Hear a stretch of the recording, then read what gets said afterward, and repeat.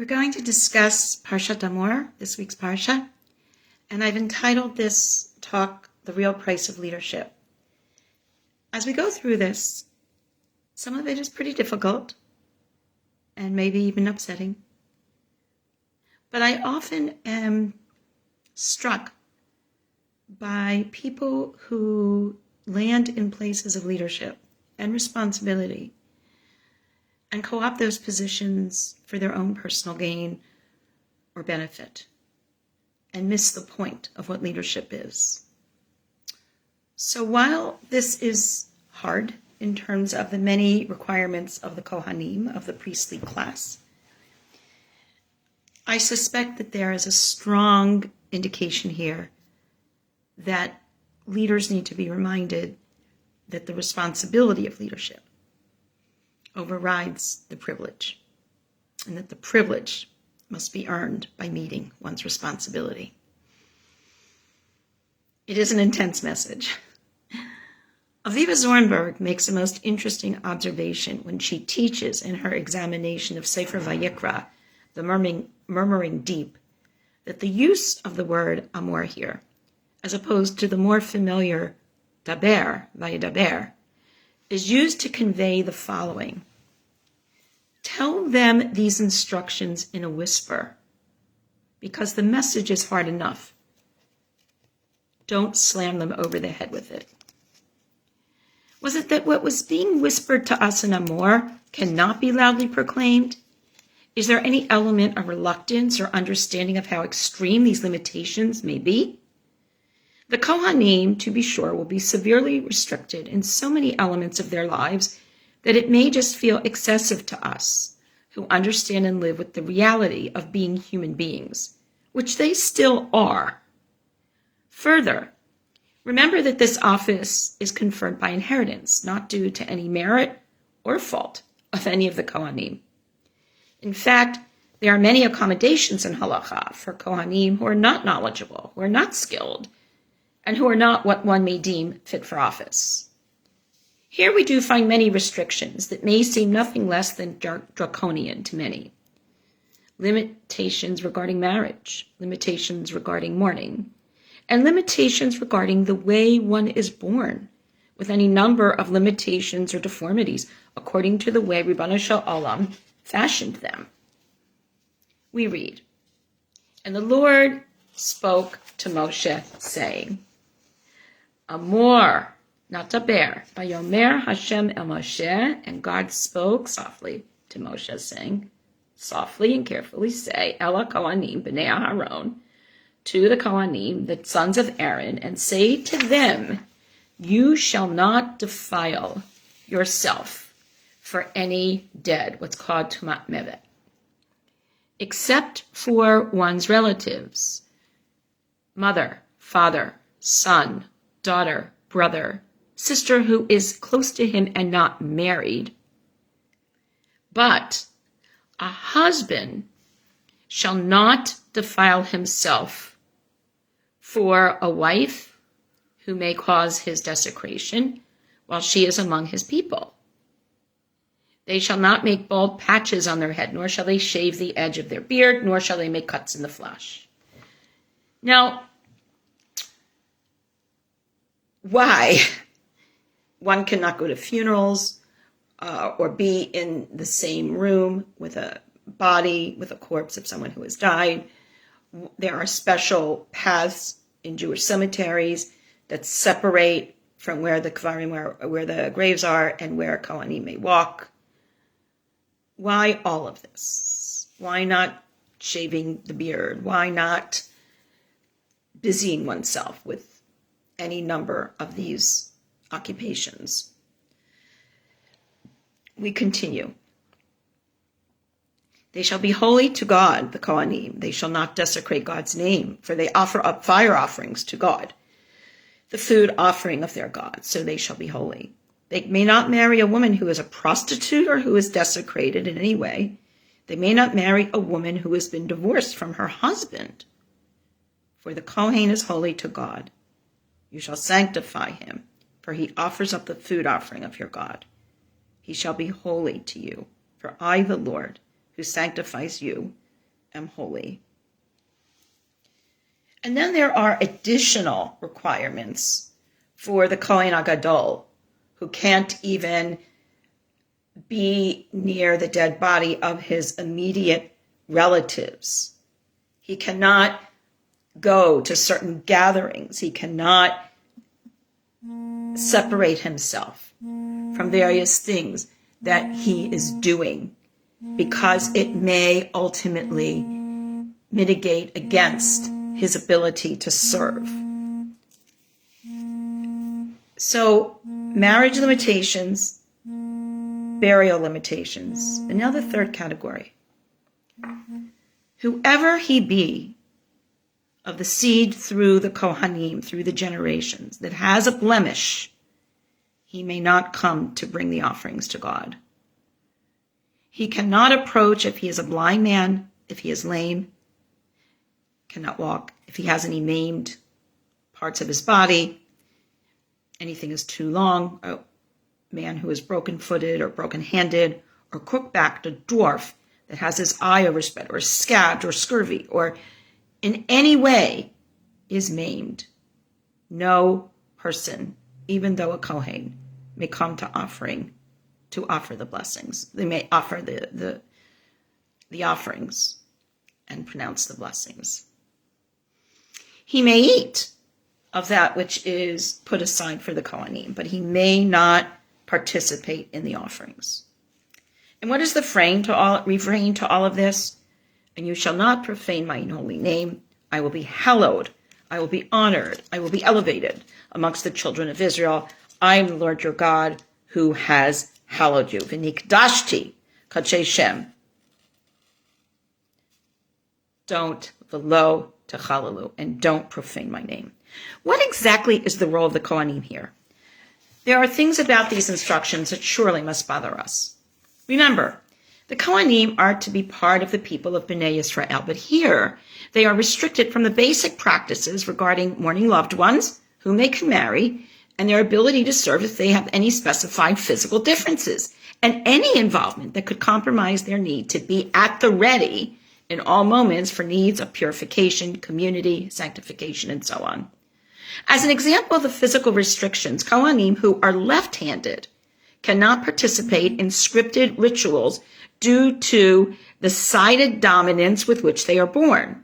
For those of us who are left-handed, well, and of course the restrictions are much more pervasive than just physical sided dominance.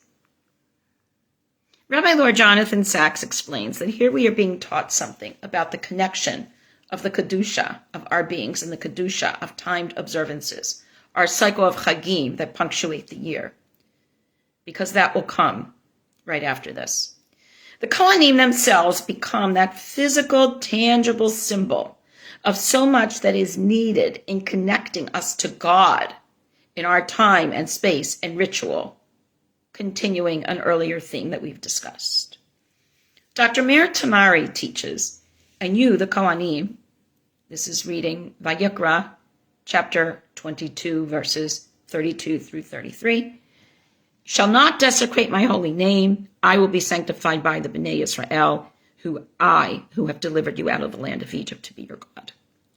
This verse concludes, as we saw earlier, the opening section of the Parshat that calls on the Kohanim to sanctify their avodah, their service to God, by not defiling themselves through mourning for the dead, or through allowing priests who were maimed to officiate, or by marrying those that are not permitted to them.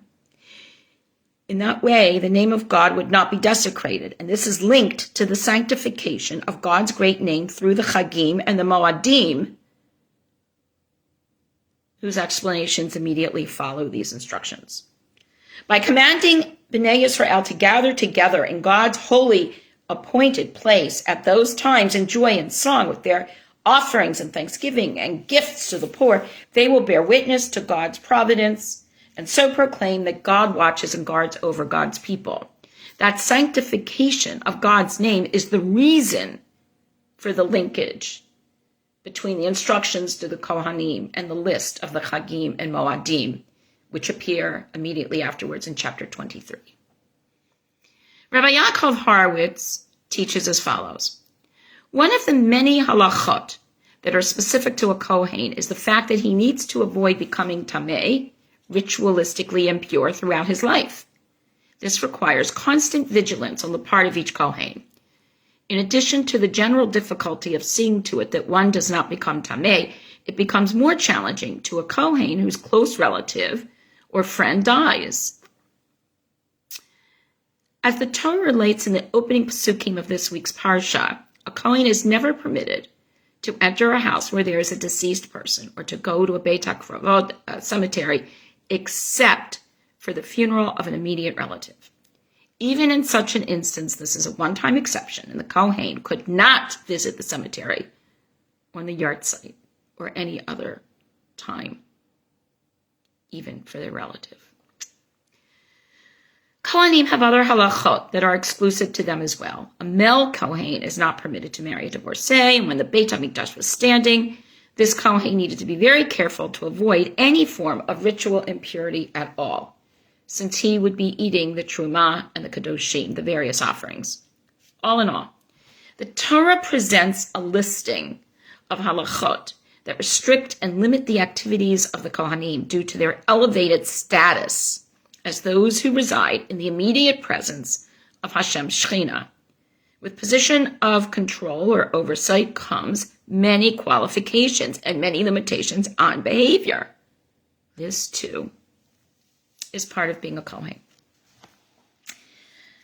Sektat de Rav Kahana, one of the oldest collections of midrash and commentaries on the Torah, teaches, "You are my witnesses, says God. I am the one. Before me there was no God. Neither will there be anyone after me. Thus says Shimon Bar Yochai, if you are my witnesses, then I am the one, the first one. Neither shall there be any after me. But if you are not my witnesses, am I there as God?" Does God's need for the Kohanim obviate other elements that may be difficult for us to understand? Are there roles that might be designated for us that overtake our individual needs or even dignity? How do we understand this dynamic as human beings? Nechama Leibowitz teaches that the command to sanctify God in the middle of all of Israel is a collective commandment facilitated by the Kohanim. If this was stated as only instructive for the Kohanim, for themselves, that would be one thing. But rather, the Kohanim are to act exemplary at every moment. And this is the reason for the separation indicated from the very action of their office when needed, so as to role model what this means specifically, to always be with God, to always represent God, to always act on behalf of God, and to never profane God's name. This is to be observed in family life, intimate relations, in public worship, and in all relationships between all people, in all dealings in the marketplace, whether one is rich or poor, as God is not to be profaned by the people. Aracha kama v'chama, even more so. This is so for the Kohanim. Every life is valuable and treasured, so we protect all of life vigilantly. But is this possible for human beings? In fact, drawing close to God and profaning the name of God are both part of daily life. So we basically have to live with this reality and this dialectic, as do the Kohanim. According to Rabbi Lord Jonathan Sachs, the two commands are respectively the prohibition against desecrating God's name, Chilo Hashem, and the positive corollary, Kiddush Hashem, that we are commanded to sanctify God's name. What are these commands and what do they mean? The commands of Kiddush Hashem and Chilo Hashem locate responsibility in the conduct and the fate of the Jewish people. This is what Isaiah meant when he said, "You are my witnesses, says God, and I am God." The God of Israel is the God of all humanity. God created the universe and life itself. God made all of us, Jew and non-Jew alike, in God's image. God cares for all of us. God's tender mercies are on all of God's works. Yet, the God of Israel, teaches Rabbi Sachs, is radically unlike the gods in which the ancients believed, and the reality in which today's scientific atheists believe. God is not identical with nature. God created nature. God is above and beyond nature. So in a symbolic way, the Kohanim, who are invested with the religious sanctity and maintenance of life, have to aspire to that as much as possible. And that is perhaps one of the understandings of these restrictions. God transcends the universe. God is not capable of being mapped out by science, observed, measured, quantified. God is not that kind of thing at all. How then is God known? That is the logic of Kiddush Hashem and Chilul Hashem. God becomes known through our actions, through our initiatives, through the Kohanim as our leadership. The fate of God's name in the world is dependent on how we behave. No nation, says Rabbi Sachs, has ever been given a greater or more fateful responsibility. And it means that we each have a share in this task. When a Jew, especially a religious Jew, behaves badly, acts unethically in business, or is guilty of sexual abuse, or utters a racist remark, or acts with contempt for others, it reflects badly on all of us, on Judaism itself, on Rabbanu Shalom, who chose us. And when a Jew, especially a religious Jew, acts well, develops a reputation for acting honorably in business or caring for victims of abuse or showing a conspicuous generosity of spirit, not only does it reflect well on Jews, it has the potential to increase the respect people have for religion in general and thus for God. So here we have the Moshe problem, if you will. How do the Kohanim at one and the same time be one with the people and one with God, as we have discussed in terms of the quandary with Moshe? Note that they must separate themselves from the people in order to properly execute the elements of their office. We see just a shadow of this whenever we witness Birkat HaKohanim in our shuls, where our generationally identified Kohanim separate themselves from the Amcha, from the congregation, in a dramatic way, and we have the custom to look away in completing this separation.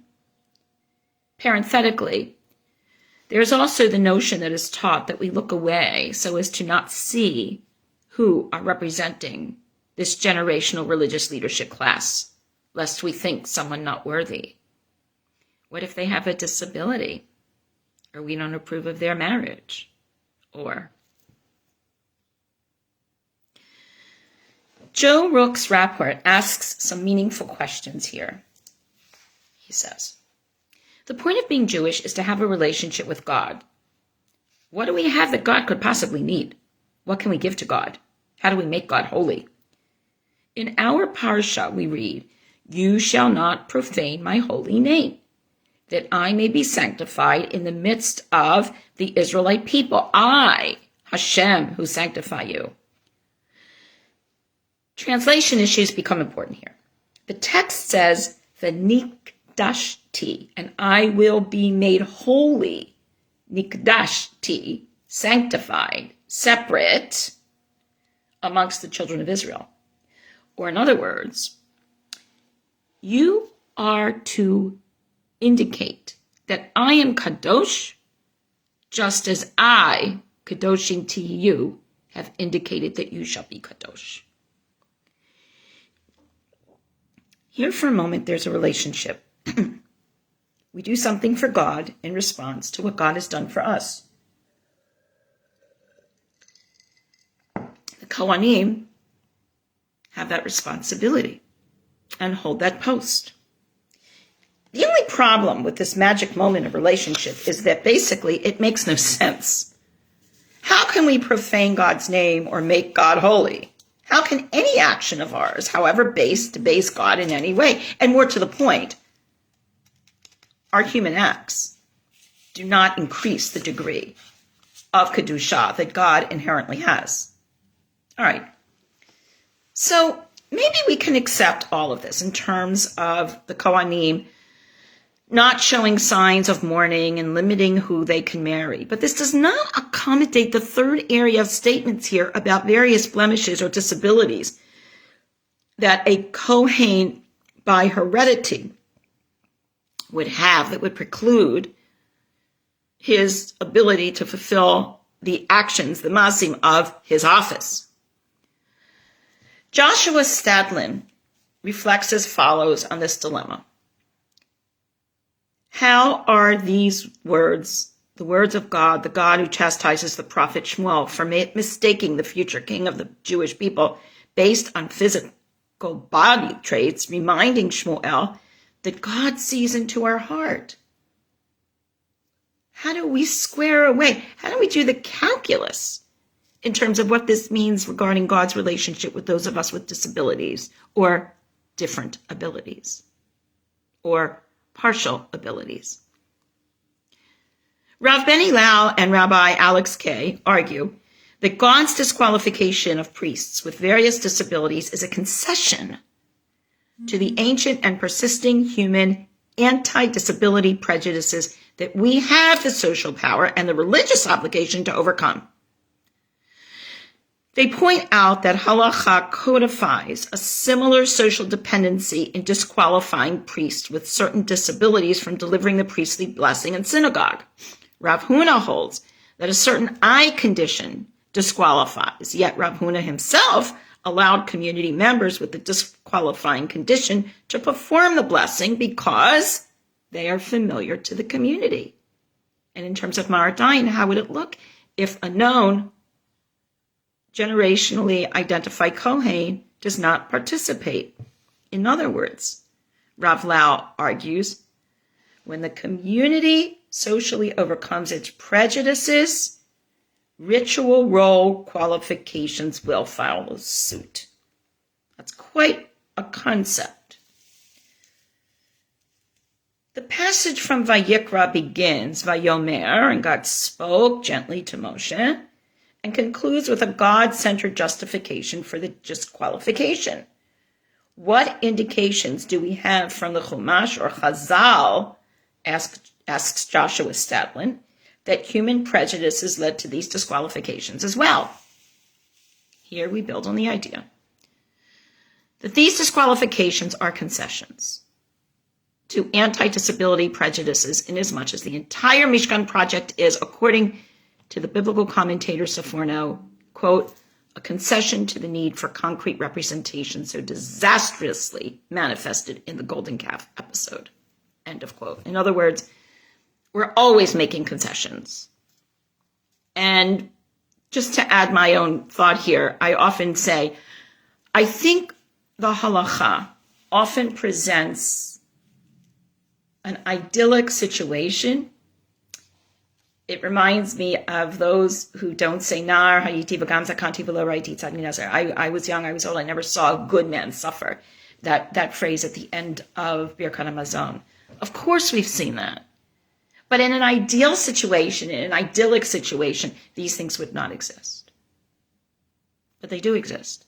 And we're constantly adjusting and accommodating for imperfections and changes in our lives.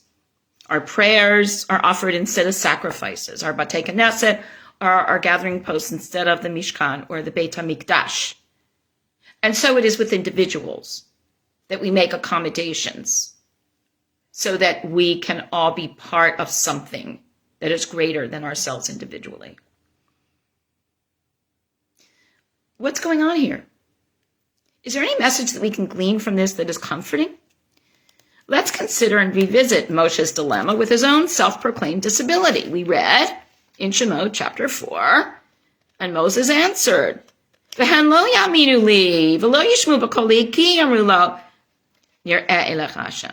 They will not believe me. They will not hear my voice. They will say, God didn't appear to you. God then instructs him, says, this is a staff. This is what you should do. But then what does Moshe say? Vayomer Moshe el Hashem, Bi Adoni lo ish devarim anochi gam itmol gam mishoshim gam oz dabercha el avadcha ki kvad peh ukvad lashon anochi. I'm not a man of words. Neither yesterday, not the day before yesterday, nor all this time you have spoken to me, God. I am heavy of mouth and heavy of tongue. But then God says to Moshe, Mi sam peh Adam. Who gives man his mouth? Who makes one able to hear or not, or speak, or see, or not? Hello, Anochi Hashem. Haven't I done this? V'talech v'anochi ahyeh imach. Now go. I will be with you. I will be your mouth. God will fill in where we cannot reach the ideal. God seems to be using this situation as a teachable moment. Maybe we have our disabilities for a reason, namely so that we will always be cognizant of our need for others and ultimately more inclined to work cooperatively in building community. One of my favorite books or chapters in books that I often reference and use is Rabbi Elliot Dorff, one of my favorite conservative movement rabbis, who does this Copernican hafuch inversion, where he says, instead of looking at those who are disabled as different, remember we are all only partially abled. Because as we go through life, as we begin life, as we progress through life, as we age through life, we are not as abled. So how do we, who are not as abled, show compassion and caring and make accommodations for others, hoping that it will be done for us as needed? Remember that originally, perhaps things were never supposed to be as they are. Maybe sacrifices were never intended, but maybe they were scripted to respond to the need of people. Maybe the Mishkan was never intended to limit where people would go, or the Ohel Moed to interact with God, but it was needed as a result of the experience with the Ego Masecha. So now we have these Kohanim. They're supposed to represent something larger than themselves for the collective. And in so doing, they have to perform certain functions and always be at the ready to do so. In fulfilling this requirement, certain skill sets and abilities are needed, and certain restrictions are made. To be sure, this is not a perfect answer. But remember, if we are left with what was not originally intended, and if this is so to accommodate our human nature, then this might be true for our Kohanim as well. We do not always choose many elements of our lives, our parents, where we are born, the abilities, the disabilities with which we are born, whether or not one is part of the Kohanim class. Who is born as Kohanim are not the choice of the individual either. So regardless of what was meant to be originally in God's name, so to speak, this is what we have. And part of what we have here is an insight into the price of leadership and being a Kohen. Shabbat Shalom.